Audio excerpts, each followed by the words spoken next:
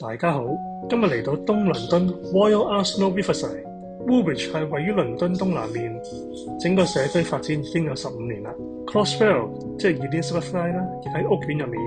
除咗有 Crossrail 之外咧，仲有 DLR 同埋火車。屋苑喺河邊興建發展，有向河景嘅單位同埋向內園嘅單位嘅。而家屋苑已經有 M&S、Tesco Express、Sainsbury's Local、Starbucks、Gales、NHS、牙醫都有。嚟緊仲有中超、中餐廳。喺屋苑入邊咧，每隔個星期六就有個 Farmers Market。如果行10分鐘咧，亦都有間 Tesco Exchange。新開盤嘅項目叫做 The Maribor，17層樓高，將於2029年落成。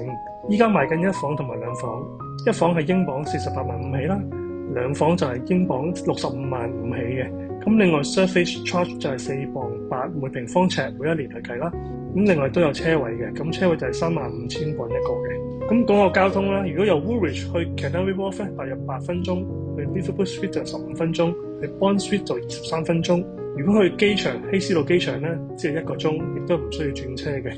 咁項目要提供咩設施咧？就會有個室內泳池啦，有個健身中心，同埋有 cinema， 仲有個24小時嘅 concierge。呢個新開盤嘅入場費低，預計收租回報可以達到6厘。